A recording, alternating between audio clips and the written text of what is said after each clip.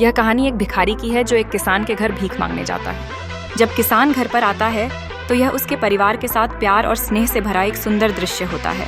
किसान अपनी पत्नी और बच्चों के साथ मिलकर भोजन करता है, जबकि भिखारी चने की रोटी लेकर घर से निकल जाता है। वह यह सोचने लगता है कि क्या वास्तव में किसी का जीवन है। दिन भर भीख मांगने के बाद वह किसान के सुखी जीवन की तुलना में अपनी स्थिति को बुरा समझता है। भिखारी का मन सोच में डूब जाता है, जो किसान का घर और परिवार देखकर उत्पन्न होता है। किसान अपने जीवन में संतुष्ट लगता है, लेकिन भिखारी खुद को हीन समझता है।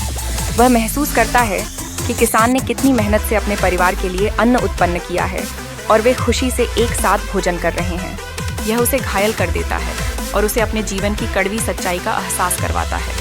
किसान भोजन करते हुए अपने काले बैल की स्थिति पर चर्चा करता है और साधु राम महाजन से पैसे लेने की योजना बनाता है। जब वह साधु के पास जाता है तो काफ़ी समय तक विनती करने के बाद उसे पैसे मिलते हैं।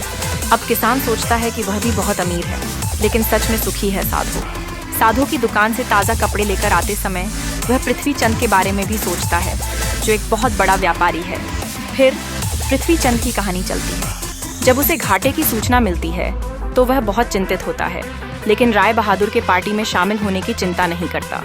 वह अपनी स्थिति को लेकर असुरक्षित महसूस करता है, जबकि राय बहादुर के माल पर जीवन में सब कुछ है। जब वह भिखारी को देखता है जो बिना किसी चिंता के चल रहा है, तो उसका मन खुशियों की खोज में भटकता है। इस कथानक से हमें यह शिक्षा मिलती है कि सुख की सच्ची पहचान हमारे पास क्या है, यह हमारे विचारों और व्याख्याओं से बनती है।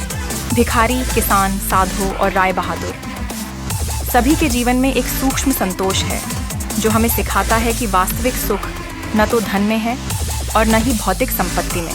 असली सुख तो हर हाल में जीवन के सरल और सहज क्षणों में छिपा होता है। एक भिखारी किसी किसान के घर भीख मांगने गया। किसान की स्त्री घर में थी। उसने चने की रोटी बना रखी थी। किसान जब घर आया, उसने अपने बच्चों का मुख चूमा। स्त्री ने उनके हाथ पैर धुलाए। उसके बाद वह रोटी खाने बैठ गया। स्त्री ने एक मुट्ठी चना भिखारी को डाल दिया। भिखारी चना लेकर चल दिया। रास्ते में भिखारी सोचने लगा, हमारा भी कोई जीवन है। दिन भर कुत्ते की तरह मांगते फिरते हैं, फिर स्वयं बनाना पड़ता है। इस किसान को देखो कैसा सुंदर घर है। घर में स्त्री हैं, बच्चे हैं, अपने आप अन्न पैदा करता है, बच्चों के साथ प्रेम से भोजन करता है। वास्तव में सुखी तो यह किसान है। इधर वह किसान रोटी खाते खाते अपनी स्त्री से कहने लगा, नीला बैल बहुत बुढ़ा हो गया है, अब वह किसी तरह काम नहीं देता। यदि कहीं से कुछ रुपयों का इंतजाम हो जाए तो इस साल का काम चले। साधु राम महाजन के पास जाऊंगा, वह ब्याज पर रुपये दे देगा। भोजन करके वह साधु राम महाजन के पास गया। बहुत देर चिरौरी मिन्नतें करने पर एकरूप। सैकड़ा सूद पर साधु ने रुपये देना स्वीकार किया। एक लोहे की तिजोरी में से साधु राम ने एक थैली निकाली और गिनकर रुपये किसान को दे दिए। रुपये लेकर किसान अपने घर को चला। वह रास्ते में सोचने लगा, हम भी कोई आदमी हैं, घर में 5 रू भी नकद नहीं। कितनी चिरौरी विनती करने पर उसने रुपये दिए हैं।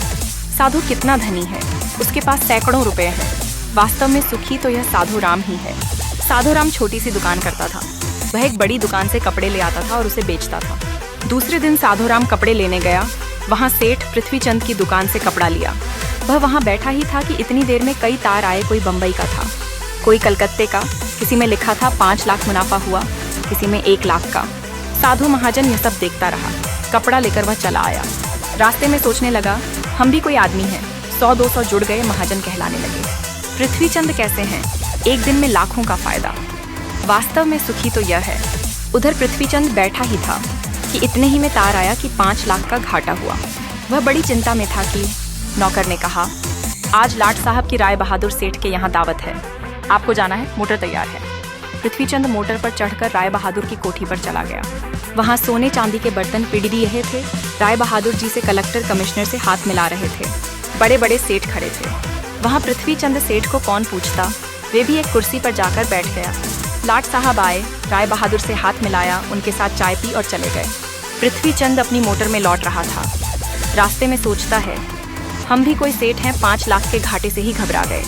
राय बहादुर का कैसा ठाठ है, लाट साहब उनसे हाथ मिलाते हैं। वास्तव में सुखी तो ये ही है। अब इधर लाट साहब के चले जाने पर राय बहादुर के सिर में दर्द हो गया।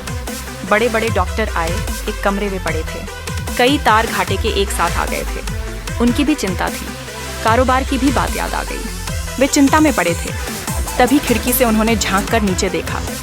एक भिखारी हाथ में एक डंडा लिए अपनी मस्ती में जा रहा था। राय बहादुर ने उसे देखा और बोले, वास्तव में तो सुखी यही है। इसे न तो घाटे की चिंता न मुनाफे की फिक्र, इसे लाट साहब को पार्टी भी नहीं देनी पड़ती। सुखी तो यही है। इस कहानी से हमें यह पता चलता है कि हम एक दूसरे को सुखी समझते हैं, पर वास्तव में सुखी कौन है? इसे तो वही जानता है जिसे आंतरिक शांति प्राप्त है, जिसे आंतरिक सुकून है। वो चाहे भिखारी हो, चाहे करोड़पति हो, लेकिन जब तक आपके मन में